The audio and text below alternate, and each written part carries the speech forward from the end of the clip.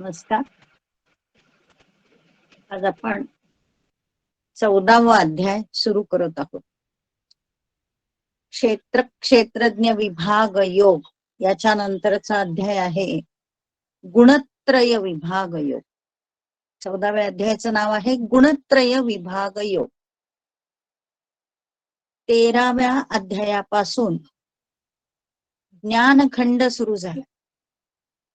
म्हणजे आत्मज्ञान जर प्राप्त करून घ्यायचं असेल तर क्षेत्र आणि क्षेत्रज्ञ ह्यांच्यामधील जे अंतर आहे त्यासाठी ज्ञानाची दृष्टी हवी. ज्ञानचक्षु म्हटलंय त्याच्यामध्ये, हो की नाही? तर ज्ञानचक्षु म्हणजे ज्ञानाची दृष्टी, ज्ञानाचे डोळे हवे. हे ज्ञानाचे डोळे मिळण्यासाठी भगवंतांनी ज्ञानाची साधनं 13व्या अध्यायामध्ये सांगितलेली आहेत. 7व्या श्लोकापासून ते 11व्या श्लोकापर्यंत. आणि त्याच्या आधी आपल्या शरीराचं म्हणजे क्षेत्राचं ज्ञान सांगितलंय. शरीर आणि आत्मा आणि तो त्यांचा संयोग होऊन म्हणजे जे आपण म्हटलं विश्वाची उभारणी आणि संवारणी या दोन तत्वांनी होत असते. ती दोन तत्व म्हणजे काय तर प्रकृती आणि पुरुष. इथे पुरुष हा शब्द आत्म्यासाठी वापरला आणि प्रकृती हा शब्द क्षेत्रासाठी वापरला. क्षेत्रज्ञ म्हणजे ह्या दोन्हींनाही जाणणारा. त्या आपल्या मध्ये हा विश्वव्यापक जो परमात्मा आहे त्याचा अंश आहे हे ज्याने जाणून घेतलंय, त्याची अनुभूती घेतली आहे, त्याची प्रचिती घेतली आहे, असा तो क्षेत्रज्ञ. तो केव्हा होतो क्षेत्रज्ञ तर ज्ञानाची साधनं फॉलो केल्यानंतर, ज्ञानाच्या साधनांचं अनुसरण केल्यानंतर त्याला ती प्रचिती येते आणि म्हणून त्याला आपण क्षेत्रज्ञ. आणि क्षेत्रज्ञाचं सगळ्यात महत्वाचं उदाहरण म्हणूया आपण किंवा प्रतीक म्हणूया तर हे संत लोक आहेत. इथेपर्यंतचा हा ज्ञानाचा विषय आहे. मग तेच फक्त संतच हे ज्ञान मिळवू शकतात का तर नाही, सामान्य माणूस सुद्धा हे ज्ञान मिळवू शकतो. आत्मज्ञान म्हणजे मी कोण आहे, मी कुठून आलो आहे आणि ह्या जीवनात म्हणजे मनुष्य जीवनात येऊन माझं ध्येय काय असलं पाहिजे, कर्तव्य काय असलं पाहिजे, ध्येय काय असलं पाहिजे हे शिकवणारा हा अध्याय आहे. आणि म्हणून त्याला गुणत्रय विभाग योग असं नाव आहे. तसं म्हटलं तर आपल्याला नावावरून काही कल्पना येत नाही. पण एकदा आपल्याला समजलं की आपलं हे जे शरीर आहे, आत्मा तर सर्वत्र आहे हे आपल्याला माहित आहे. तो बाहेरही आहे, तो आतही आहे. बहिरंतश्च आपण 13व्या अध्यायात बघितलंय. बहिरंतश्च भूतानाम अचर आहे, चर पण आहे. तो चालणारा पण आहे म्हणजे फिरणारा पण आहे, तो एका ठिकाणी स्थिर राहणारा पण आहे. तो कसा आहे सूक्ष्म आहे, जाणून घेण्याजोगा पण आहे असं म्हटलंय. तो विभक्त पण आहे, अविभक्त पण आहे. ही सगळी आपण आत्म्याची वैशिष्ट्य जी प्रकृतीशी जोडलेली गेलेली आहे म्हणजे शरीराशी क्षेत्राशी जोडली गेलेली आहे ती पाहिली. मग हा आत्मा जो आहे आपल्या स्वतःवरून अनुभव घ्यायचा की माझ्यात पण तो आहे, तो बाहेर पण आहे, तो सूक्ष्म पण आहे. सूक्ष्म जो बाहेर आहे तो सूक्ष्म असतो, अत्यंत सूक्ष्म असतो. आणि जो आपल्यात आहे तो आपल्याला कळतो. कारण मी उदाहरण सांगितलं होतं की आपण लहानपणीचे जे आपण असतो तेच आत्ता मोठेपणी असतो, तो आत्मा असतो. पण आपलं बदलत काय राहिलेलं आहे, शरीर बदलत राहिलेलं आहे, विचार बदलत राहिलेले आहे आणि काळ बदलत राहिलेला आहे. पण आत्मा तोच आहे. आणि हाच आत्मा कसा आहे, हा जन्म आहे. जो आधीचा आहे तोच नंतरचा आहे. ह्या जीवन जोपर्यंत शेवटचा श्वास आहे तोपर्यंतही तोच आत्मा आहे. पुन्हा जन्म मिळाला तरी आत्मा तोच आहे. बदलणार काय आहे, शरीर बदलणार. मग हे कोणामुळे घडतं सगळं, शरीर बदलणार आहे, विकार आहे, त्याचा सुद्धा आपण श्लोक 13व्या अध्यायात बघितलाय. प्रकृतीम पुरुषैचैव विद्धी अनादि उभावपी.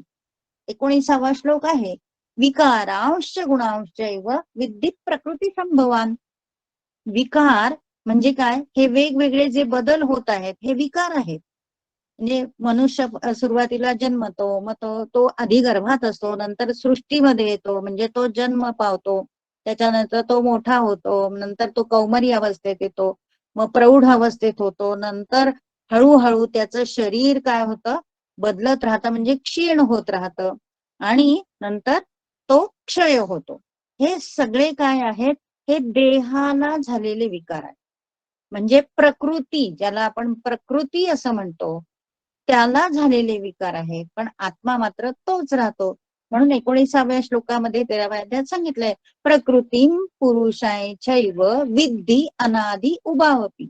विद्धी म्हणजे तू जाणून घे, उभावपी म्हणजे दोन्हीही कसे आहेत? अनादि आहेत. जिथे आत्मा आहे तिथे प्रकृती आहे, जिथे प्रकृती आहे तिथे आत्मा आहे. पण ही प्रकृती सुद्धा कोणाच्या अधिपत्याखाली आहे? तर त्या विश्वव्यापक परमात्म्याच्या अधिपत्याखाली आहे. आणि ती कशी आहे? तर ती 3 गुणांनी निर्माण झालेली आहे. हे आपण 7व्या अध्यायाच्या डिटेल जेव्हा पाहिले होते तेव्हा बघितलं होतं, आणि ह्या 13व्या अध्यायाच्या सुरुवातीला सुद्धा आपण हे सगळं बघितलेलं आहे. तर ही प्रकृती कशी आहे? 3 गुणांनी बनलेली आहे.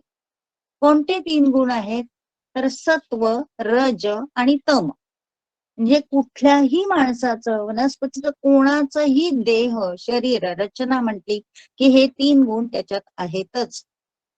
आणि ह्या 3 गुणांच्या वरच माणसाचं सगळं लाईफ अवलंबून आहे. म्हणजे माणूस कसा आहे, आध्यात्मिक दृष्ट्या कसा आहे, समाजाच्या दृष्टीने कसा आहे, किंवा त्याची प्रगती कशी आहे, त्याची आर्थिक प्रगती कशी आहे, ह्या सगळ्या 3 गुणांवर अवलंबून असते. सत्व, रज आणि तम ह्या 3 गुणांमुळेच माणूस हा माणूस म्हणून ओळखला जातो. कारण आत्मा तोच आहे, जो मागच्या जन्मीचा आत्मा होता त्याचा तोच आहे, पुढच्या जन्मी पण आत्मा तोच राहणार.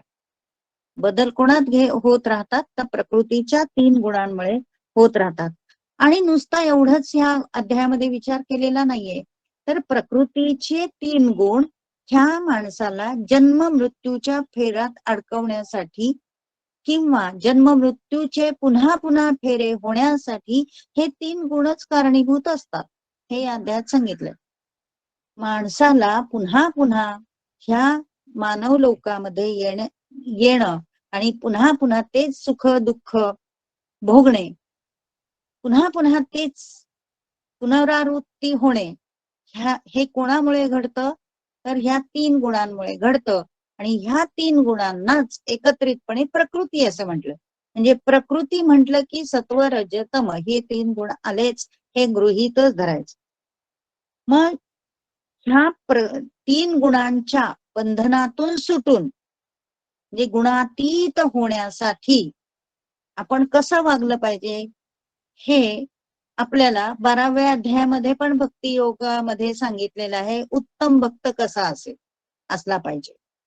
14व्या अध्यायामध्ये, ह्या अध्यायामध्ये पण सांगितलेलं आहे. 13व्या अध्यायामध्ये पण ज्ञानाची साधने ह्यामध्ये ते सांगितलंय. अमानित्व, दंभित्व, अहिंसा, शांती, आर्जवम, आचार्य, उपासना, ह्याशिवाय विभूती योग जो आहे 10वा, त्यामध्ये विभूती योगामध्ये सुद्धा हे गुण सांगितलेले आहेत. तर हे गुण जर असतील तर आपण गुणातीत होऊ शकतो. म्हणजे तेवढी मानव जन्माला येऊन आपण सार्थकता दाखवू शकतो, आपल्यामध्ये ते गुण अंगीकार करू शकतो. 3 गुणांच्या पलीकडे जायचं. का जायचंय? तर 3 गुणांच्या पलीकडेच परमात्मा आहे. परमात्म्याशी जर आपल्याला जोडायचं असेल, भगवंताशी जर आपल्याला जोडायचं असेल, युक्त व्हायचं असेल आणि भगवंतांची प्राप्ती करून घ्यायची असेल, तर ह्या 3 गुणांमध्ये कुठला गुण श्रेष्ठ आहे, 3 गुणांमध्ये कोणता गुण तुम्हाला सन्मार्गाला लावतो, कोणता गुण तुम्हाला मृत्यूनंतरच्या प्रवासाला उपयोगी आहे, ह्याचं सगळं वर्णन या अध्यायात केलंय. म्हणून याला गुणत्रय विभाग योग असं म्हटलेलं आहे. आता आपण सुरुवात करूया की पहिल्यांदीच भगवंतांचाच श्लोक आहे. परम भूय प्रवक्ष्यामि ज्ञानानाय ज्ञानमुत्तमम् यज्ञात्वा मुनयस सर्वे पराम सिद्धिमितो गताः. परम भूय प्रवक्ष्यामि ज्ञानानाय ज्ञानम उत्तमम. इथे परम शब्द वापरलाय. परम म्हणजे सर्वात श्रेष्ठ. परम म्हणजे सर्वात श्रेष्ठ, त्याच्या पलीकडे काही नाही. आपल्याला हा शब्द येऊन गेलेला आहे. परम म्हणजे त्याच्या पलीकडे काही नाही. परमदैवत किंवा माझं परम भाग्य असं आपण म्हणतो की त्याच्या पलीकडे काही नाही, सर्वात श्रेष्ठ, म्हणून त्याला परम म्हटलंय. आणि भूय शब्द कशासाठी वापरलाय? भूय म्हणजे मी पुन्हा, प्रवक्ष्यामि म्हणजे सांगतो, मी तुला पुन्हा सांगतोय. आता पुन्हा सांगतोय याचा अर्थ आधी कधीतरी सांगितलेलं आहे. आधी कधीतरी सांगितलंय म्हणजे कुठे सांगितलंय आणि केव्हा सांगितलंय? गीतेतच सांगितलंय.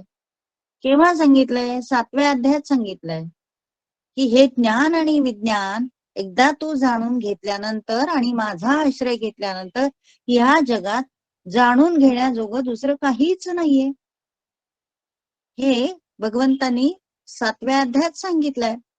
आणि परा आणि अपरा हे प्रकृती, दोन प्रकृतीची ओळख आपल्याला तेव्हाच करून दिलेली आहे भगवंतांनी. अर्जुनाच्या निमित्ताने आपण ती पाहिलीये की अपरा म्हणजे काय? अष्टधा प्रकृती, मन बुद्धी अहंकार आणि पंचमहाभूत, या 8 जणांना मिळून अष्टधा प्रकृती म्हणतात. आणि परा म्हणजे त्याच्याही पलीकडे असलेली जी अव्यक्त स्वरूपात असते ती परा प्रकृती. हे ज्ञान भगवंतांनी 7व्या अध्यायात आपल्याला करून दिलेलं आहे. शिवाय 13व्या अध्यायात पण प्रकृती आणि पुरुष, क्षेत्र आणि क्षेत्रज्ञ ह्याच्या निमित्ताने ह्याचं ज्ञान करून दिलेलं आहे. म्हणून 2दा-3दा याच्यापूर्वी करून दिलेलं ज्ञान करून दिलंय. शिवाय 9व्या अध्यायात पण सांगितलं आहे. असं प्रत्येक अध्यायात भगवंतांनी ह्याचं ज्ञान करून दिलेलं आहे, प्रकृती आणि तो अविनाशी परमात्मा. म्हणून भगवंत इथे असं सांगतात, परम भूय म्हणजे पुन्हा, प्रवक्ष्यामि म्हणजे मी सांगत आहे तुला काय?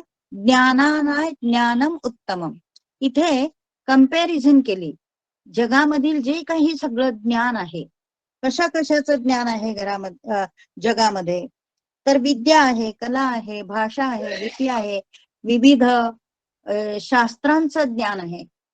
ह्या सर्व ज्ञानापैकी हे जे मी तुला आता ज्ञान सांगितलंय म्हणजे अध्यात्म ज्ञान, 10व्या अध्यायामध्ये पण याचा उल्लेख केलाय की सगळ्यात श्रेष्ठ ज्ञान कुठलं आहे, तर अध्यात्म विद्येचं ज्ञान हे सर्वात श्रेष्ठ आहे. आणि इथे पण सांगताय परम आहे. हे ज्ञान कसं आहे? सर्व ज्ञानांमधलं उत्तम असं ज्ञान आहे. ज्ञानानाय ज्ञानम उत्तमम, सर्व ज्ञानांमधलं श्रेष्ठ उत्तम असं हे ज्ञान मी तुला आता सांगत आहे. आणि जे सांगितल्यानंतर, तू जाणून घेतल्यानंतर, यच ज्ञात्वा, यच म्हणजे जे, ज्ञात्वा म्हणजे जाणून घेतल्यानंतर काय झालेलं आहे हे मी आता तुला सांगतोय. पण पूर्वीचे पण अनुभव सांगतो की ह्याच्यापूर्वी मी ज्यांना ज्यांना हे ज्ञान सांगितलंय, अध्यात्माचं ज्ञान, किंवा हा जीव आहे आणि हा जीव आणि ही प्रकृती, हा पुरुष, हे सगळं भगवंताच्याच आश्रयाने चालतं. आणि त्यासाठी भगवंताचंच आपण युक्त झालं पाहिजे, भगवंताशी युक्त झालं पाहिजे. हे वेगवेगळ्या मार्गाने ह्या पूर्वी पण सांगितलंय. कोणाकोणाला सांगितलंय? तर ऋषी मुनींना सांगितलेलं आहे. ज्ञान यच ज्ञात्वा मुनयस म्हणजे सर्व ऋषी मुनी जे होते, मुनया हा म्हणजे सर्व ऋषी मुनी काय झालेत? सिद्धीला गेलेले आहेत. यज्ञात्वा हे जाणून घेतल्यामुळे सर्व मुनी पराम सिद्धीला गेलेले. पराम म्हणजे सगळ्यात श्रेष्ठ अशा सिद्धीला पावलेले आहेत. सर्वात श्रेष्ठ सिद्धी म्हणजे कुठली? तर भगवंता सम होणं ही सर्वात श्रेष्ठ सिद्धी आहे. पण मनुष्य जीवन जगत असताना त्याला वेगवेगळ्या सिद्धी ह्या प्राप्त होत असतात. जर तो भगवंताची सेवा करत असेल, भगवंताचं अधिष्ठान करत असेल, भगवंताचं नामस्मरण करत असेल, येन केन मार्गाने तो भगवंताशी सतत जोडला गेला असेल तर त्याला सिद्धी प्राप्त होतात. आता सिद्धी हा शब्द ह्याच्या पूर्वी पण येऊन गेलेला आहे, दुसऱ्या अध्यायामध्ये येऊन गेलाय. पण इथे सिद्धी हा शब्द वापरायचं कारण मोक्षाच्या संदर्भात आलेला आहे, की सर्व मुनी सिद्धी पाहून गेलेले आहेत, पराम सिद्धी पाहून गेलेत. म्हणजे सर्व मुनींना मोक्ष मिळालेला आहे किंवा ते भगवंता सम झालेले आहेत. आता सिद्धीचा विषय आला म्हणून तुम्हाला माहित असतील, पण तरी सुद्धा मी सांगते की मनुष्य जन्माला आल्यानंतर जर आपण भगवंताची सेवा करत गेलं, भगवंताचं नामस्मरण करत गेलं, सतत भगवंताच्या सानिध्यात राहिलं तर त्याला सिद्धी मिळतात.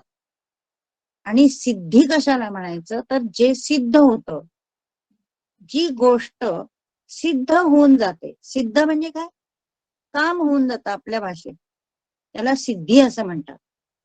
तुकाराम महाराजांना किंवा एकनाथ महाराज, तुकाराम महाराज, समर्थ रामदास स्वामी या सगळ्यांना सर्व सिद्धी प्राप्त झालेल्या होत्या.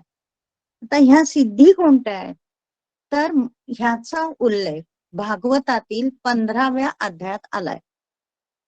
भागवतामध्ये 15व्या अध्यायामध्ये 23 सिद्धीनाथांनी सांगितलंय एकनाथी भागवतामध्ये. पण मी मुख्य ज्या महासिद्धी आहेत, अष्टसिद्धी ज्याला म्हणतात, त्याची फक्त तुम्हाला नावं सांगते, इथे सिद्धी उल्लेख आलाय म्हणून.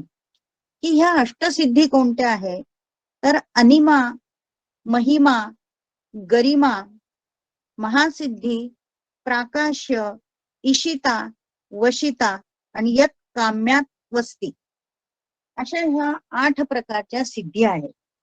नंतर 10 प्रकारच्या उपसिद्धी आहेत आणि आणखी 5 प्रकारच्या ह्या सूक्ष्म सिद्धी, छोट्या सिद्धी असं त्याला म्हटलेलं आहे. तर हे सिद्धी सिद्धी म्हणजे काय तर अणिमा, महिमा, लघिमा ह्या 3 सिद्धी ज्या आहेत त्या देह सिद्धी आहेत. म्हणजे देहाच्या संबंधी कुठलीही तुम्ही इच्छा पूर्ण करायची म्हटली तर ती लगेच होते, त्या देहाच्या संबंधीच असतात. आणि चौथी जी आहे महासिद्धी, ती देहाच्या संबंधित इंद्रियांनी ज्या ज्या इच्छा व्यक्त केलेल्या असतील प्राप्त होणार, ती महासिद्धी आहे. ती महासिद्धी आहे. इथेपर्यंत 4 सिद्धी झाल्या. मग 5वी सिद्धी जी आहे त्याला प्राकाश्य सिद्धी असं म्हणतात. म्हणजे ह्या प्राकाश्य सिद्धीमध्ये काय होतं तर परलोकातील अदृश्य विषयांचं सुद्धा ज्ञान होतं.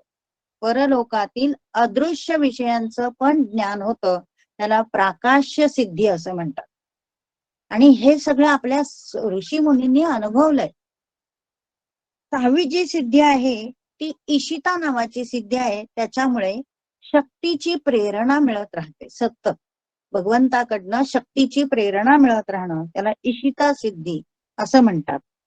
7वी आहे वशिता सिद्धी, म्हणजे भगवंताचं जे काही सर्व धर्म आहेत, भगवंताचे सर्व धर्म म्हणजे काय तर नीती आहे, शील आहे, पावित्र्य आहे, अनेक गोष्टी भगवंताच्या आहेत धर्म या शब्दाखाली, त्या सर्व त्या व्यक्तीला प्राप्त होतात, त्याला म्हणायचं वशिता सिद्धी.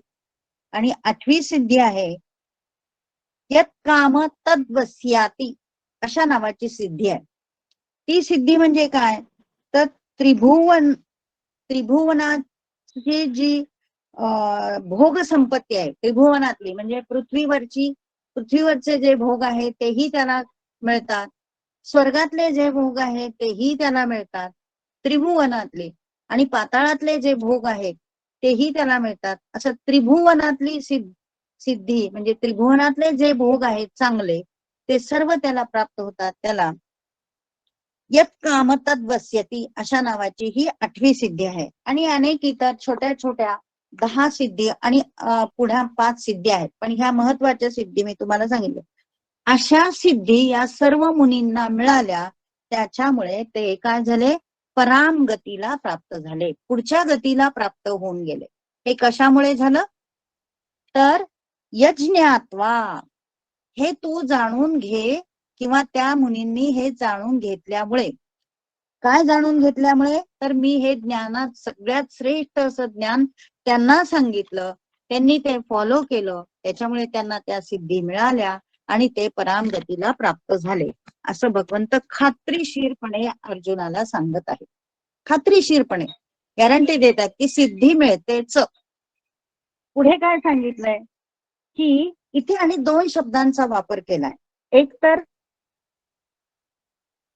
उत्तम, ज्ञानातलं उत्तम ज्ञान आणि परासिद्धी, असे 2 शब्दांचा वापर केलेला आहे. आता उत्तम शब्द आपण केव्हा वापरतो, तर इतर सगळ्या गोष्टी ची कंपॅरिझन केली तर, समजा 11 गोष्टी असतील, कुठल्याही घेऊ दे, 11 गोष्टी असतील तर 10 गोष्टी कमी प्रतीच्या, 11वी जी मी सांगितली, म्हणजे भगवंत जे म्हणतात, एक उदाहरण देते की 11वी जी गोष्ट आहे ती अतिशय उत्तम आहे. समजा तुम्हाला पुण्यात कोणी विचारलं की पण पुण्यातलं सगळ्यात उत्तम ठिकाण कोणतं, तर त्याच्या दृष्टीने 10 गोष्टी गौण आहेत आणि ते 11वं ठिकाण आहे तो सांगितलेलं, ते उत्तम आहे. कंपॅरिझन करण्याची ही पद्धत, आणि त्याच्यामुळे उत्तम कुठलं आहे ते भगवंत सांगतात की हे ज्ञान उत्तम आहे. अध्यात्म ज्ञान मी जे तुला सांगतोय ते अतिशय उत्तम आहे. आणि दुसरा शब्द कुठला वापरलाय, परम.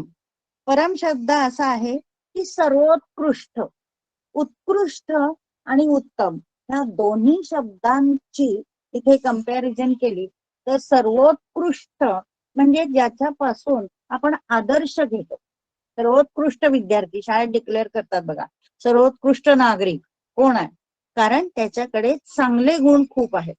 तसं हे ज्ञान मी तुला सांगतोय, त्यामधून तुला परमज्ञान तर मिळणारच आहे, पण उत्तम असं ज्ञान मिळणार आहे, आणि ते तू जाणून घे. या ज्ञात्वा मुने, आणि हे मी नुसतं सांगत नाही तर अनुभवाने सांगतोय, कारण आधीच्या ऋषी मुनींनी हे फॉलो केल्यामुळे ते सिद्धीला गेलेले आहेत, त्यांनी हे ज्ञान प्राप्त केलेले. अशा अर्थाचा हा सुंदर असा पहिला श्लोक आपल्याला सुद्धा फॉलो करण्यासारखा आहे, की हा, हे काही गीतेचं ज्ञान नुसतं ऐकीव ज्ञान नाही, त्याला वेळोवेळी ऋषी मुनींचे पुरावे किंवा जनक राजासारख्या लोकांचे पुरावे इथे सांगितलेले आहेत.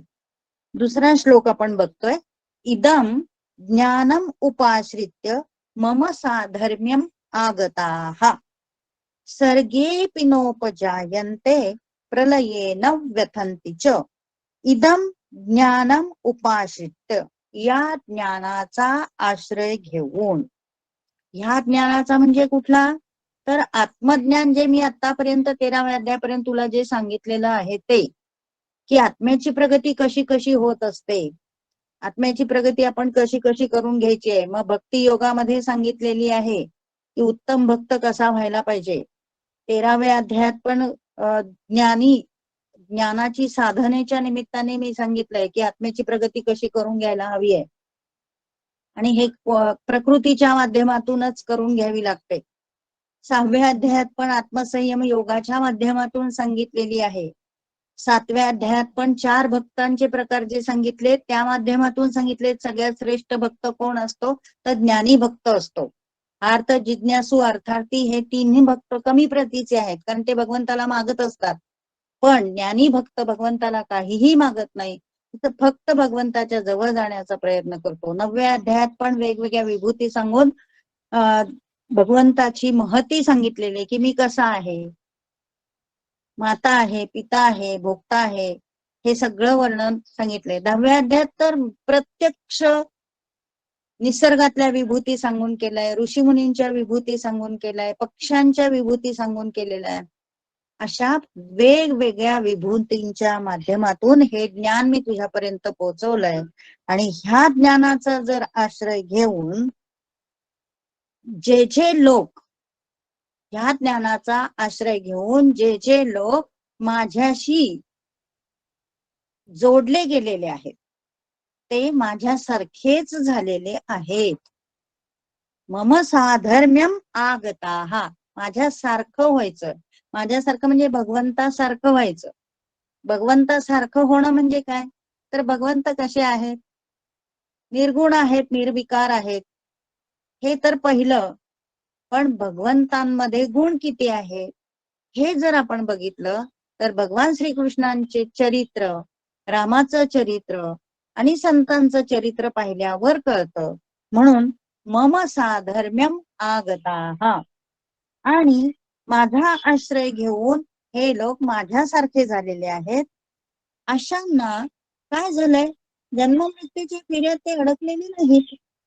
सर्गेपी न उपजायन्ते, महासर्ग, सर्ग म्हणजे काय? विश्वाची उत्पत्ती आणि विश्वाचा लय. म्हणजे विश्वाच्या उत्पत्तीच्या वेळेस सुद्धा त्यांना पुनर्जन्म नाही मिळालेला. ते भगवत स्वरूप झालेले आहे. सर्गेपी न उपजायन्ते, ते उत्पन्नच होत नाही. मग कुठे जातात? उत्पन्न होत नाही. आणि इकडे तर आपल्याला पुनर्जन्माचा सिद्धांत सांगितलाय की पुन्हा पुन्हा जन्म घेणं, पुन्हा मागचा जन्म जो असतो तो पुन्हा मिळतो, शरीर बदलतं. इथपर्यंतच आत्म्याची प्रगती नाहीये. अक्षर ब्रह्म 8व्या अध्यायामध्ये अक्षर ब्रह्मापर्यंत म्हणजे परब्रह्मापर्यंत जाण्याची शक्ती ह्या एक मानवी जीवनामध्ये मिळू शकते. मानवी जीव जर सत्कारणी लावला, भगवंताच्या प्रित्यर्थ त्याने आपला एक एक क्षण उपयोगात आणला, तर तो महासर्गात सुद्धा काय होत नाही? उत्पन्न होत नाही. मग कुठे जातो? तर भगवंत स्वरूपच होतो.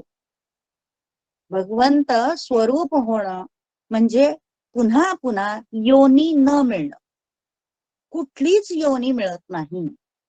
प्रलये न व्यथंतीच, म्हणजे जेव्हा सर्ग, सर्ग म्हणजे विश्वाची उत्पत्तीला सर्ग म्हणतात, आणि विश्वाच्या उत्पत्तीमधून काही जे जीव असतात ते नाश पावतात, त्याला प्रलय असं म्हणतात. म्हणून उत्पत्ती आणि प्रलय ह्या दोन्हींमध्ये हे महासिद्धी मिळालेले लोक जे असतात ते अडकत नाहीत. ते माझ्या समवेत येतात, माझ्या रांगेत बसतात. भगवंत परब्रह्म मोक्षाचा अधिकारी, सत्ताधारी जो परमात्मा आहे, परब्रह्म आहे, तिथे ते जाऊन बसतात. म्हणजे काय? तर त्या तत्वाला ते बरोबर मिळते जुळते होतात. परब्रह्म तत्वाला ते मिळते जुळते होतात. अशा अर्थाने हा श्लोक आहे. खूप सुंदर श्लोक आहे. इदय ज्ञानम उपाश्रित्य मम साधर्म्यम आगताः सर्गेऽपि नोपजायन्ते प्रलयेन व्यथन्ति च. मम साधर्म्य म्हणजे काय? भगवंत कसा आहे? परमात्मा कसा आहे? सच्चिदानंद स्वरूप आहे. भगवंत कसा आहे? सच्चिदानंद स्वरूप आहे. भगवंत हा आकाराने वेगवेगळा आहे. त्याला वेगवेगळी आपण नावे देतो. त्या त्या अवतारी पुरुष किंवा ते ती देवता असेल त्याप्रमाणे त्याला आपण नावे देतो. पण तत्व एकच. काय? सच्चित आनंद. त्याला सच्चितानंद घन परमात्मा असं म्हणतात. सत म्हणजे काय? सत म्हणजे सत्य असणार. सत्य आहे. परमात्म्यापेक्षा सत्य ह्या जगात काहीच नाही. बाकी सगळं मिथ्या आहे. हे आपण सगळीकडे वाचतो. सगळ्या अध्यात्म वेदांत शास्त्राची जी जी पुस्तकं आहेत त्या सगळ्यांमध्ये लिहिलंय की हे आपल्या डोळ्यांना दिसत असतं, जे भावभावना असतात, हे सगळं काय? यदृष्टम तत् नष्टम. समर्थ म्हणतात यदृष्टम तद नष्टम. जे डोळ्यांना दिसतं ते नाश पावणार आहे. नाश न पावणारी एकच गोष्ट आहे, ते म्हणजे परब्रह्म. आणि ते कसं आहे? सत आहे. बाकीच्या गोष्टी असत असल्यामुळेच त्या दुःखकारक आहेत. बाकीच्या सर्व गोष्टी ह्या दुःखकारक असतात किंवा त्या भासमान असतात. हे वेदांताचे सिद्धांत आहेत. ते आपल्याला अपील होत नाहीत, कारण आपण मानवी बुद्धी, मन आणि इंद्रिय ह्यांच्यात अडकलेलो असतो. त्या परब्रह्म तत्वापर्यंत पोहोचण्याचा आपण प्रयत्न करत नाही. म्हणून आपल्याला सगळं हे काय वाटतं, सगळं झूट वाटतं आणि जे आपल्या डोळ्यांना दिसतं तेच आपल्याला खरं वाटतं. पण खरं काय आहे, सत काय आहे, तर तो परमात्मा आहे. आणि परमात्मा कसा आहे, चित आहे, चिरंतन आहे. तुम्ही ह्या जगात असा नसा परमात्मा तत्व हे आहेच आहे, म्हणून चित आहे. आणि त्या परमात्मा तत्वाकडे पाहिल्यानंतर किंवा ते परमात्म तत्व आपण अनुभूती घेतल्यानंतर किंवा दुसरं कोणीही जगातल्या व्यक्तीने अनुभूती त्याची घेतल्यानंतर आनंदच मिळतो, परमशांतीच मिळते. असं ते परमात्म तत्व आहे आणि ते परब्रह्म तत्व आहे. ते सगळीकडे आहे, ते प्रत्येक मनुष्यामध्ये सुद्धा आहे, फक्त मनुष्याला ते कळत नाही. तुझे आहे तुझे पासी परंतु जागा चुकलाशी, असं माणसाचं होऊन जातं. म्हणून मम साधर्म्यम आगता या शब्दाचा अर्थ असा आहे की परमात्मा कसा आहे, सच्चिदानंद घन परमात्मा आनंद स्वरूप आहे. तेच आनंद स्वरूप आपणही प्राप्त करून घेऊ शकतो. म्हणून असे केव्हा घेऊ शकतो, तर इदम ज्ञानम उपाश्रित्य, मी जे काही ज्ञान सांगितलं आहे त्याचा आश्रय घेतला तर प्राप्त करून घेऊ शकतो, असं ह्या दुसऱ्या श्लोकात सांगितलेलं आहे. मग आता भगवंत म्हणतात की हे सगळं मी सांगतोय, तुम्ही सुद्धा काय आहे की हे तुम्ही माझ्यापासूनच, या जगातलं जे ज्याची ज्याची उत्पत्ती झालेली आहे, जे जे निर्माण झालंय ते माझ्याच पासून निर्माण झालेलं आहे. हे तिसऱ्या श्लोकात भगवंत सांगतात काय, मम योनिर्महद ब्रह्म तस्मिन् गर्भं दधाम्यहम् संभव सर्वभूतानां ततो भवति भारत दधामी अहम, असं म्हटलंय. मम योनिर्महद ब्रह्म, हे महद जे ब्रह्म आहे, महद ब्रह्म म्हणजे प्रकृतीला म्हटलेलं आहे. हे महद ब्रह्म जे आहे, प्रकृती नावाचं जे ब्रह्म आहे ते काय आहे, महत आहे, महान आहे, सर्व जगतात आहे, पृथ्वीलोकात पण आहे, स्वर्गलोकात पण आहे, सगळीकडे आहे. कारण मूळ प्रकृती उत्पत्ती स्थान म्हणजे मीच आहे. आणि त्याच्यामध्ये म्हणजे हे माझ्यामुळेच नाही, त्या तुम्हाला ती वाक्य माहिती आहेत चार, काय, अहम ब्रह्मास्मी, ब्रह्म परब्रह्म हे एकटंच होतं. नंतर त्याला वाटलं अरे आपल्याला एकट्याला करमत नाही, म्हणून त्याने काय केलं, ह्या सर्व विश्वाची निर्मिती केली. प्रकृती तेव्हा निर्माण झालेली, प्रकृतीचे 3 गुण हे तेव्हा निर्माण झाले. पण हे परब्रह्म अहम ब्रह्मास्मी हे तत्व पहिल्यांदी एकटंच होतं. मग त्यांनी सृष्टी निर्माण केली आणि सृष्टी निर्माण करताना प्रथम कोणाकोणाला निर्माण केलं हे नासदीय सूक्तामध्ये लिहिलेलं आहे डिटेल. तर मम योनिर महद ब्रह्म म्हणजे मूळ जी प्रकृती आहे ते माझं ब्रह्म आहे. आणि ते त्याला त्याला योनी समजा, प्रकृती नावाची जी गोष्ट आहे ती माझीच योनी आहे. आपण बघितलंय ह्या जगाची उत्पत्ती म्हणजे जे ब्रह्मांडी आहे ते पिंडी आहे, जे पिंडी आहे ते ब्रह्मांडी आहे. मग पिंडी काय आहे, तर 2 तत्व आहेत, प्रकृती आणि पुरुष हे पिंडी आहेत. मग प्रकृती आणि पुरुष यांच्या संयोगानेच या जगाची उभारणी होते. कुठलाही जीव निर्माण व्हायचा असेल तर दोन्हीचा संयोग झाल्याशिवाय निर्मिती होत नाही. हे तत्वच आहे, भगवंताचंच तत्व आहे, त्यांनीच निर्माण केलेलं आहे. म्हणून जीवरूपी जो गर्भ योनीमध्ये असतो, कुठल्याही प्रकृती रूपी योनीमध्ये जो जीवरूपी गर्भ असतो ते माझं बीज आहे, ते मीच टाकत असतो. तस्मिन गर्भन दधामी अहम, दधामी म्हणजे मी स्थापन करतो, त्याच बीज रूपाने मी स्थापन करतो. त्याला योनी कोण, प्रकृती. प्रकृती म्हणजे कोण, सत्व रज तम हे 3 गुण. मग इथे हे तत्व आहे की जे ब्रह्मांडी आहे ते पिंडी आहे, जे पिंडी आहे ते ब्रह्मांडी आहे. संपूर्ण प्राण्यांची उत्पत्ती, सर्व भूतानाम संभवाहा म्हणजे काय, उत्पत्ती करणे, उत्पत्ती होते. संभव सर्व भूतानाम, सर्व प्राण्यांची उत्पत्ती म्हणजे अगदी सध्या चिलट खूप आहे, चिलटापासून तो मोठा डायनोसर किंवा जगातला सगळ्यात मोठा प्राणी कोण असेल, माणूस आणि त्याच्यापेक्षाही कोणी मोठा प्राणी असेल, ह्या सर्वांची उत्पत्ती कोण करतं, तर भगवंतच करत असतात. आणि कशी करत असतात, तर प्रकृती नावाची त्याची योनी आहे आणि त्याच्यामध्ये ते गर्भ म्हणून जीवरूपी आत्मा, जीवात्मा ज्याला आपण म्हणतो, जीवात्मा रूपी गर्भ भगवंतच त्याच्यामध्ये स्थापन करतात. अशा या श्लोकाचा अर्थ आहे. मम योनिर्महद ब्रह्म तस्मिन् गर्भं दधामि अहम संभव सर्वभूतानां ततो भवति भारत. त्यापासूनच संपूर्ण प्राण्यांची उत्पत्ती होते. या श्लोकात एक लक्षात ठेवायचं की जी काही निर्मिती आहे ती भगवंताची योनी म्हणजे प्रकृती आणि भगवंताने त्याच्यामध्ये गर्भ जो टाकलाय तो म्हणजे ते अविनाशी तत्व आत्मा, जीवात्मा नावाचं अविनाशी तत्व. या दोन्हीच्या संयोगाने कुठलाही जीव या सृष्टीमध्ये निर्माण होतो. म्हणून मम योनिर्महद ब्रह्म तस्मिन् गर्भं ददाम्यहं संभव सर्वभूतानां ततो भवति भारत. आता पुढच्या श्लोकात आणखीच खूप छान जाणून घेण्यासारखं आहे.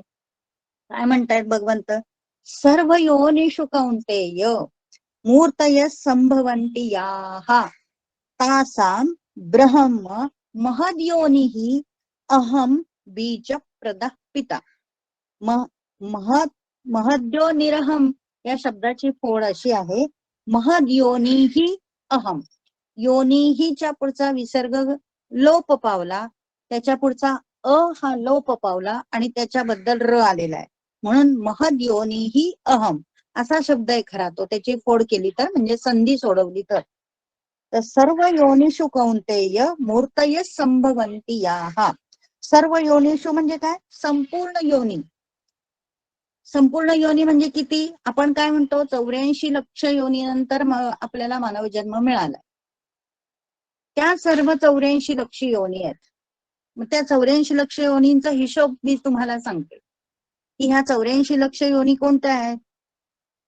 त्या योनी आपण उपभोगल्यानंतर आपल्याला मानव जन्म मिळालेला आहे. आधी ह्या सगळ्या योनीतून आपण फिरलेलो आहोत. प्रत्येक मानव जन्म जो आहे, मनुष्य जन्म जो आहे तो आधी ह्या योनींमधून फिरलाय. कोणत्या आहेत त्या, तर 20 लक्ष योनी ह्या वृक्षात असतात. 20 लक्ष योनीमधून आपण फिरलेलो आहे, वृक्षातल्या 20 लक्ष योनीमध्ये. त्यानंतर 11 लक्ष योनी या कीटकात आहेत. 30 लक्ष योनी या पशु पक्ष्यांमधल्या आहेत. 9 लक्ष योनी या जलचरात आहेत. 10 लक्ष योनी या पक्ष्यांमध्ये आहेत. आणि मग 4 लक्ष योनी, फक्त 4 लक्ष योनी, सगळ्यात कमी योनी ह्या मानवामध्ये आहे. म्हणजे आपण एकदा मानव जन्म घेतला तर आपण 4 लक्ष पर्यंत फिरत राहणार मानव योनीमध्येच. तत्पूर्वी आपण एवढ्या योनी फिरलेलो आहोत. म्हणून भगवंत म्हणतायत सर्व योनिषु 84 लक्ष योनींचा हिशोब भगवंतांनी इथे सांगितलाय. सर्व योनिषु कौंतेय, कुंती पुत्र म्हटले बघा, कौंतेय शब्द इथे वापरलाय का, तर गर्भ, कुंतीच्या पोटातला गर्भ म्हणून हा कौंतेय आहे. तिच्या गर्भात निर्माण झालेला आहे म्हणून कौंतेय. सर्व योनिषु कौंतेय मूर्तय संभवन्ति याः. मूर्तय शब्द हा शरीरासाठी वापरलाय. जेवढी मनुष्य शरीर आहेत, शरीर मध्ये कोणाचं असतं, प्राण्यांचं असतं, पक्ष्यांचं असतं, मानवांचं असतं, वनस्पतींचं असतं, कीटकांचं असतं, पशूंचं असतं. सगळ्यांना शरीर आहे. शरीर म्हणजे एक चालतं बोलतं स्ट्रक्चर असतं, साचा असतो, म्हणून त्याला मूर्तयाः असं म्हटलंय, अनेक वचन वापरलंय. संभवन्ति याः म्हणजे उत्पन्न होतात. सर्व योनिषु कौंतेय मूर्तय संभवन्ति याः. ही सर्व योनींमध्ये जितकी काही शरीर उत्पन्न होतात त्या सर्वांची तासाम म्हणजे त्या सर्वांची महद योनी ही सर्वात मूळ योनी कोण आहे, तर प्रकृती आहे. महद योनी ही मूळ प्रकृती आहे आणि त्या प्रकृतीमध्ये प्रकृती ही माता आहे. आणि ह्या माते म्हणजे आता इथे प्रकृती म्हणजे शक्ती शक्ती रूप म्हणायचं. भगवंताची जी शक्ती, ज्याला आपण स्त्रीलिंगी शब्द वापरतो, शिव आणि शक्ती, हे जे दोन शब्द आहेत, तर शिवतत्व म्हणजे पुरुष तत्व आणि शक्ती तत्व म्हणजे प्रकृती. ही गीतेची भाषा आहे. प्रकृती आणि पुरुष ही गीतेची भाषा आहे.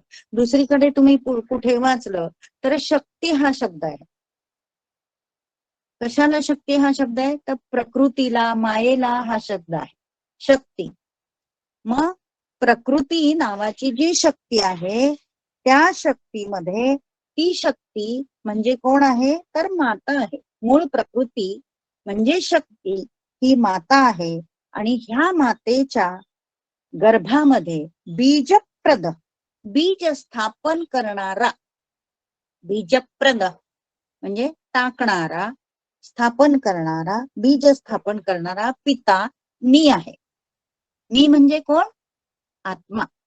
अशा अर्थाने इथे वापरला. आत्मा या अर्थाने परब्रह्म तत्व, अविनाशी तत्व, अव्यक्त तत्व, ब्रह्म तत्व, तत्व म्हणूया आपण, कारण हे सगळं तत्वाने चालतं.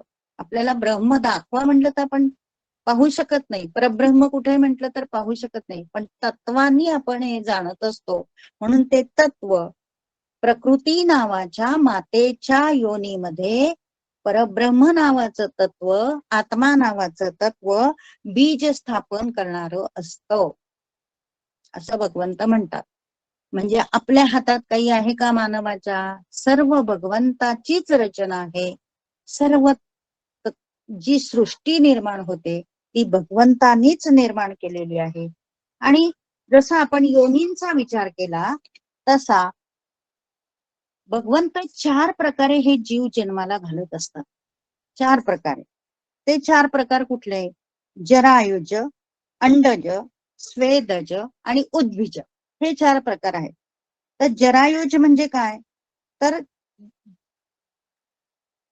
जरापासून उत्पन्न होणारे, म्हणजे मनुष्य, पशु हे याच्यापासून निर्माण होतात. जरायुज. जारज म्हणतात. गर्भधारणेतून जीवाची जी निर्मिती होते त्याला जारज किंवा जराजू असं म्हणतात. जरायुज असं म्हणतात. नंतर दुसरं काय आहे? तर अंडज. ज हा शब्द वापरलाय, जन्मने ह्यासाठी ज शब्द वापरलाय बरं का शेवटी.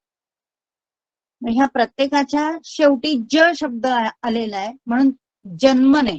मग जार, जार ज म्हणजे जन्मलेला, जार म्हणजे जारापासून, म्हणजे गर्भधारणेतून जीवाची निर्मिती.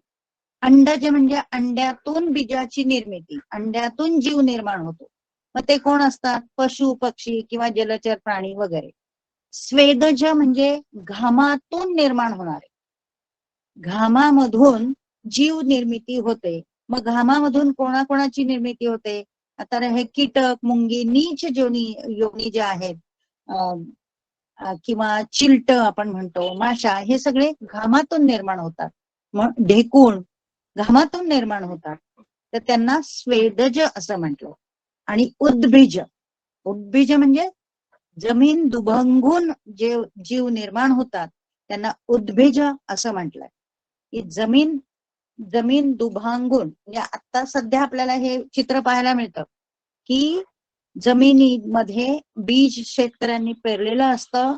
पाऊस पडल्यानंतर ती तापलेली जमीन, त्याच्यावर पाऊस पडला आणि आता जर 4-8 दिवसांनी पाहिलं तर ती जमीन फाकवून, उद्भिज, जमीन दुभंगून ते रोप वर येतं, त्याला उद्भिज असं म्हटले. अशा 4 प्रकारांनी जीवांची निर्मिती होत असते. आणि योनी किती आहेत? तर 84 लक्ष योनी. म्हणून सर्व योनिषु कौंतेय मूर्तय संभवन्ति याः, उत्पन्न होतात ते मी अशा 4 प्रकारे उत्पन्न करून देतो. आणि त्या सगळ्यांच्या मध्ये प्रकृती ही माझी योनी आहे आणि बीज, गर्भ म्हणून, आत्मा म्हणून मी त्यांच्यामध्ये असतो.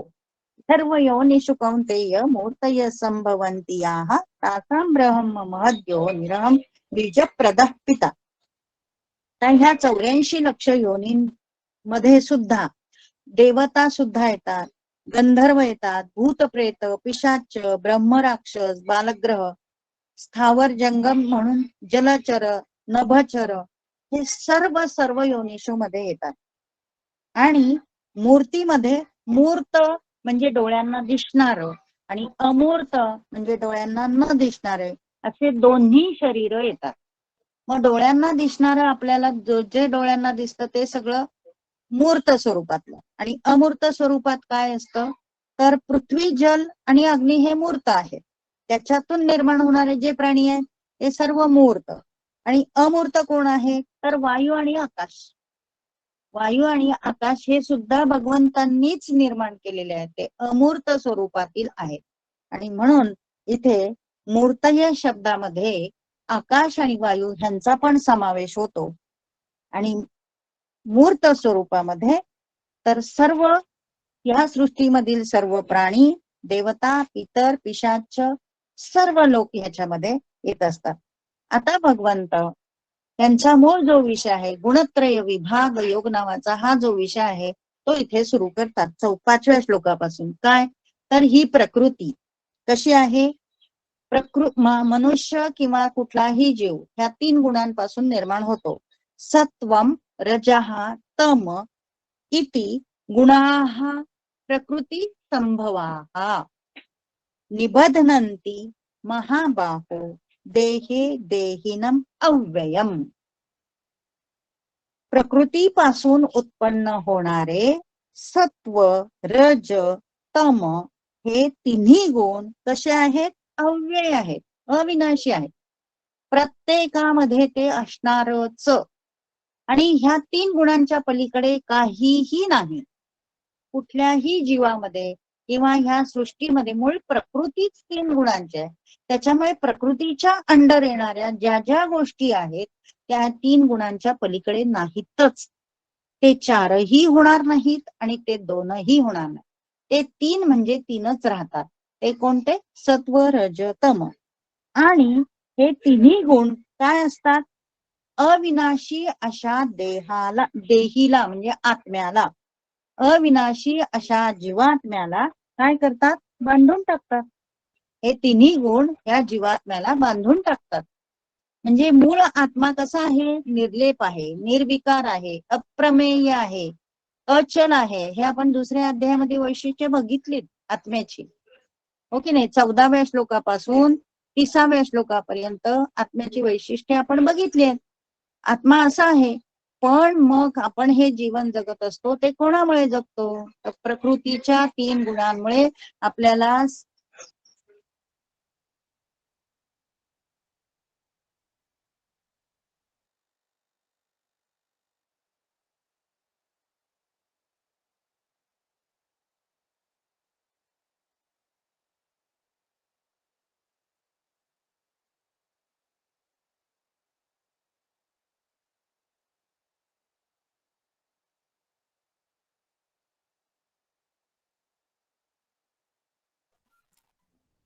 काही आवाज येतोय, आवाज आता आला, आता आला. हा.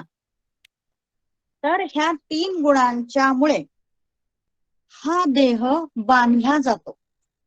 बांधला जातो म्हणजे कसं, तर एखादी वेल असते बघा, आणि त्या झाडाच्या भोवती ती वेल आलेली असते आणि ती कशी गुंडाळत गुंडाळत जाते. त्याला पक्क धरून ठेवतं. ते झाडाचं खोड जे असतं त्याला ती वेल पक्क धरून ठेवते आणि त्याच्या आधारानेच पुढे जाते. तशी ती वेल म्हणजे ही प्रकृती आहे आणि ते झाडाचं खोड म्हणजे हा जीवात्मा आहे. तर हा आत्मा, ह्या आत्म्याला ही प्रकृतीचे 3 गुण पक्के गुंडाळून टाकतात, बांधून ठेवतात. त्याच्यापासून सुटका करून घ्यायची म्हणजे ती आत्म्याची प्रगती होते. पुन्हा पुन्हा मानव जन्मामध्ये हा जन्म मृत्यूच्या फेऱ्यामध्ये हा जीवात्मा अडकत नाही. निबध्नन्ति म्हणजे बांधून ठेवतो, बांधून ठेवतो. तर बांधून ठेवणं याचा अर्थ इकडे तिकडे जाऊ न देणं. इकडे तिकडे म्हणजे कुठे? आत्म्याची पुढची प्रगती होऊ न देणं. हे बांध घालणे. जसं पाणी वाहत राहतं आणि त्याला बांध घातला जातो का, तर ते इकडे तिकडे जाऊ नये म्हणून ते अडवलं जातं. तशी ही प्रकृती त्या आत्म्याला बांधून ठेवते. प्रकृती बांधून ठेवते म्हणजे प्रकृतीचे 3 गुण ह्या जीवात्म्याला बांधून ठेवतात. आणि तेच ह्या श्लोकात सांगितलंय, सत्वम रजहा तमहा इति गुणाहा. इति म्हणजे हे 3 गुणाहा म्हणजे हे 3 गुण प्रकृती संभव म्हणजे प्रकृतीपासून उत्पन्न झालेले आहेत आणि निबध्नन्ति बांधून ठेवतो. महाबाहो देहे देहिनम अव्ययम. देहे देहिनम. देही म्हणजे जीवात्मा आणि देहे म्हणजे अनेक वचन, देहाचं अनेक वचन. देह म्हणजे शरीर, शरीर म्हणजे प्रकृती, प्रकृती म्हणजे हे 3 गुण, असं समीकरण आहे. ह्या 3 गुणांना ही प्रकृती बांधून ठेवते. मग आता 3 गुणांचं वर्णन सांगितलंय. ही 3 गुण कोणती आणि वैशिष्ट्य काय? कशासाठी बरं सांगितलं असेल बांधून ठेवते हे 3 गुण का सांगितलंय? कारण मोक्ष मुख्य गीता ही काय आहे? गीता ही प्रस्थानत्रयी आहे. प्रस्थानत्रयी मधले जे 3 ग्रंथ आहेत किंवा 3 मार्ग आहेत, ब्रह्मसूत्र, उपनिषद आणि भगवद्गीता. जर तुम्ही ह्या तिन्हींचा अभ्यास केला किंवा तिन्ही पैकी एकाचा जरी अभ्यास केला किंवा त्या मार्गात राहिले, त्याच्याप्रमाणे वागला, तर तुमची प्रस्थान जे असतं, आपलं प्रस्थान कुठे आहे? तर भगवंतापाशी जाण्यासाठी हा मानव जन्म आहे, हे प्रस्थान आहे. प्रस्थान शब्द रेल्वे स्थानकावर लिहिलेला असतो बघा. इकडून येणारी गाडी प्रस्थान, तिकडे जाणार. तसा आपला हा मानवी देह, जी रेल्वे गाडी, मानवी देहाची जी रेल्वे गाडी आहे, ती जन्म आपला जेव्हा होतो तेव्हा ती सुरू झालेली आहे आणि ती हळूहळू हळू आता प्रस्थान करत आहे. कुठे? भगवंतापाशी जाण्याचे प्रस्थान आहे. भगवद्गीतेचा उद्देश हा आहे की तुम्ही भगवंताची प्राप्ती करून घ्यावी आणि भगवंता समान होऊन तुम्हाला मोक्ष मिळावा. ही संकल्पना जरी खूप मोठी असली तरी अशक्य नाही. एका जन्मात शक्य नसली तरी अनेक जन्माने ती सिद्ध होणारी आहे, ती शक्य होणारी आहे. बहुनाम जन्मना म्हणते ज्ञानवान मां प्रपद्यते वासुदेव सर्वमिती स महात्मा सुदुर्लभा. 7व्या अध्यायात सांगितलंय की नाही की खूप जन्मांच्या अंती ही मोक्ष प्राप्ती आपल्याला होऊ शकते. एवढा खूप लांबचा विचार नाही केला तरी आपण आता असा एवढा विचार करू शकतो की माझ्या हातात सतत भगवद्गीता असावी आणि ती असल्यामुळे काय होणार आहे हे आपल्याला फायदे माहित आहे. आपल्याला पुढचा मार्ग मोकळा होणार आहे हे आपल्याला माहित आहे. म्हणून इथे 3 गुणांचं महत्व सांगितलंय. काय आहे 3 गुणांचं महत्व?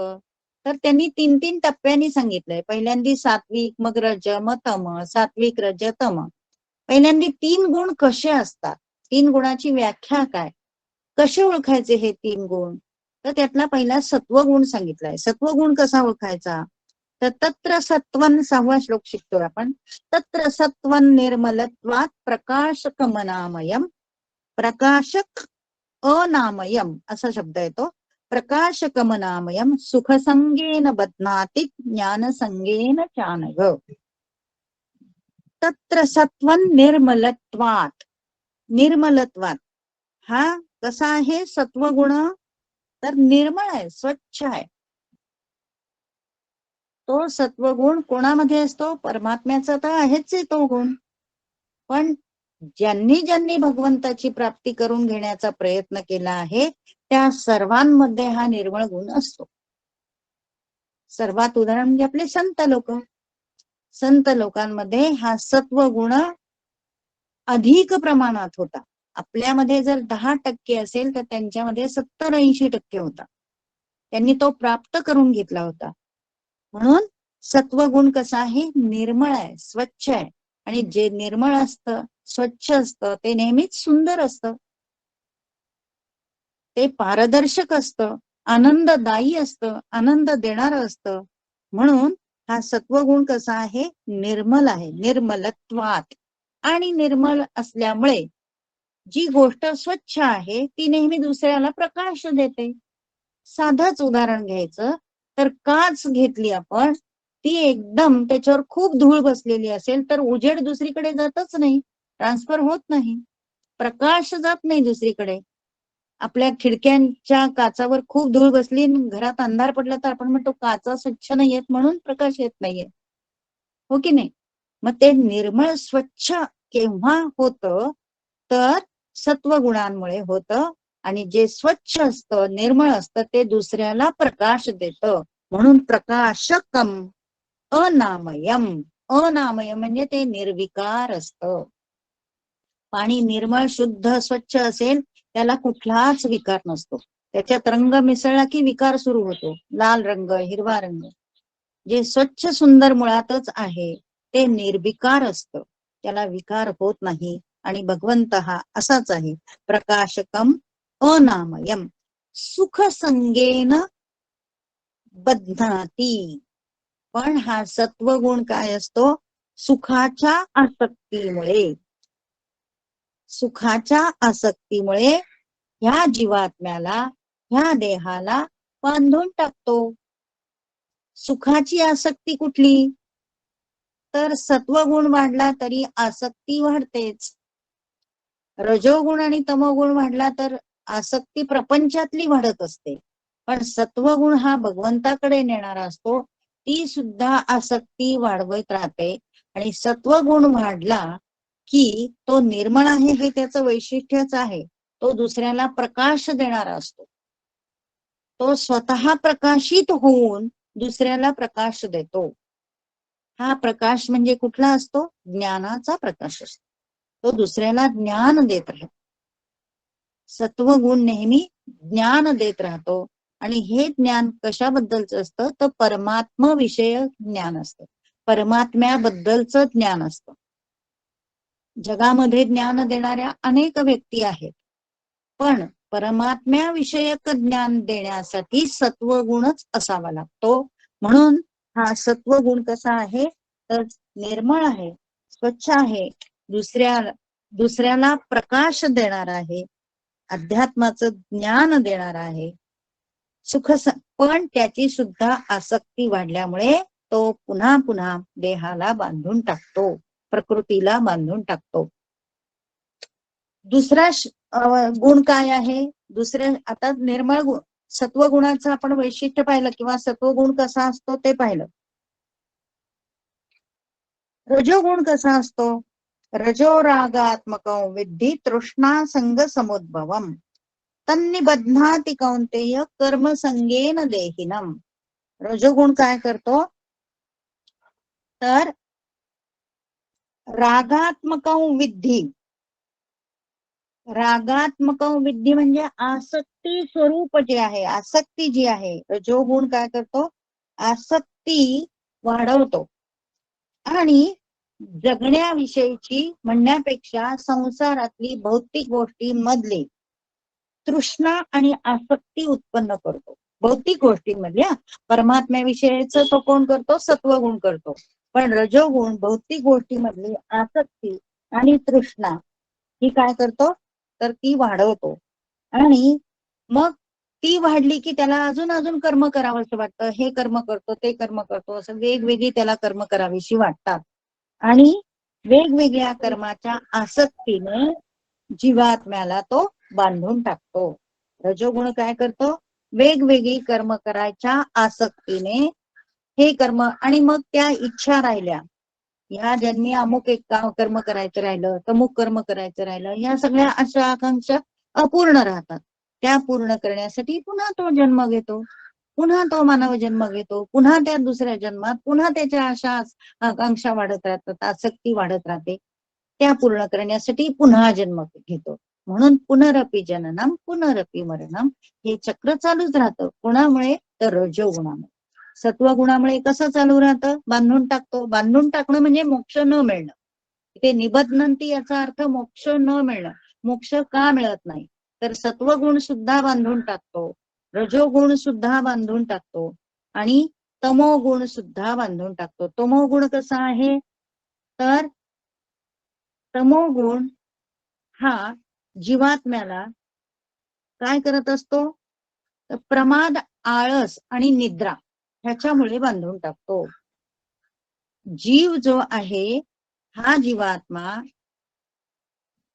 ह्या सृष्टीवर मनुष्य म्हणून आल्यानंतर त्याला आळस आणि निद्रा, ही निद्रा तर प्रमाणापेक्षा म्हणजे 7 तास निद्रा असायला हवी हे शास्त्राने सांगितलेलं आहे, डॉक्टरी शास्त्राप्रमाणे आहे. पण काही काम नसलं की झोपायचं, काही काम नसलं की आळस करायचा, उगाचच वेळ घालवायचा. हा वेळ घालवणं म्हणजे भगवंताच्या नामस्मरणाशिवायचा वेळ घालवणं, त्याला आळस्य म्हटलंय, आलस्य.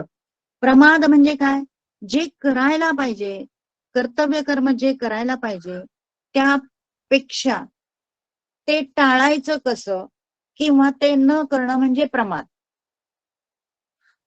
आणि ते कळत असून हे अमुक एक कर्तव्य मला करायचे ते कळत असून सुद्धा ते न करणं, दुर्लक्ष करणं त्याच्याकडे म्हणजे आळस. म्हणजे प्रमाद, आलस्य आणि निद्रा हे काय करतात, हे 3 गुण कोणाचे आहेत, तमोगुणाचे आहेत.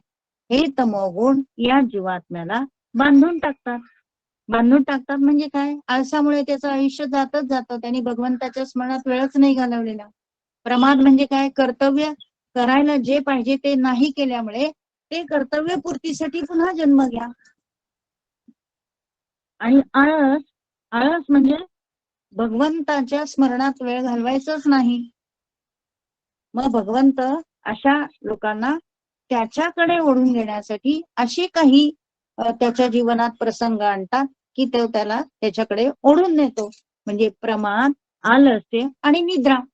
निद्रा सुद्धा आपण दुसऱ्या अध्यायामध्ये बघितलंय की हे जे तत्वज्ञानी पुरुष असतात किंवा जगाचं रक्षण करणारे जे लोक असतात ते काय करतात, रात्री जागे असतात.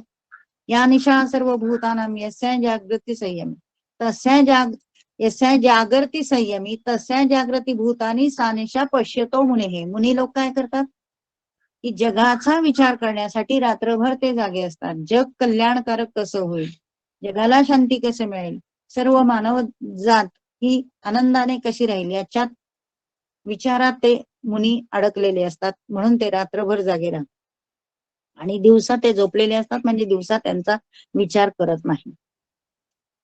तर हे आळसी लोक जे असतात ते निद्रेमध्ये आपला सगळा वेळ घालवतात, प्रमादात वेळ घालवतात आणि मग निद्रा, आलस आणि झोप ह्यांच्या गुणांमुळे त्याला मोह पडतो, त्याच्यात ते अडकतात आणि जी कर्तव्य करायची राहिली त्यासाठी पुन्हा पुन्हा जन्म घेतात.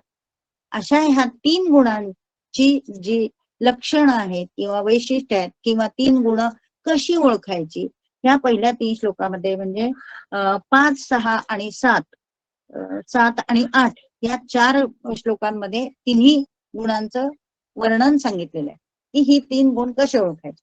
त्याच्यानंतरचे जे श्लोक आहेत ह्या 3 गुणांचं परिणाम काय होतो, म्हणजे ह्या 3 गुणांमुळे माणूस कर्म कसं करतं, मग ते मरताना जर 3 गुण कशा प्रकारे त्याची वाढीला लागले तर त्याला पुढचा जन्म कसा मिळतो किंवा त्याची गती पुढची कशी होते, ह्या सगळ्याचं वर्णन पुढच्या काही श्लोकांमध्ये आहे. मग आज आपण इथे थांबूया. आणि अतिशय इंटरेस्टिंग आणि मुख्य म्हणजे 3 गुण वेगळे आणि आपण वेगळं असं समजायचं नाही. प्रत्येक वेळी स्वतःला तपासून पाहायचं की माझ्यातला हा गुण कुठे वाढलाय, आता कुठे कमी झालाय, सत्वगुण वाढलाय का रजोगुण वाढलाय की तमोगुण वाढलाय.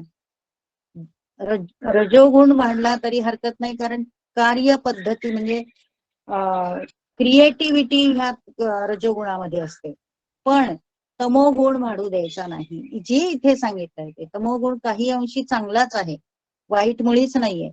8-7 तास झोपणं ही चांगली गोष्ट आहे, पण आळस आणि प्रमाद आपल्याकडून घडतोय का त्याची सतत तपासणी आपण करायची.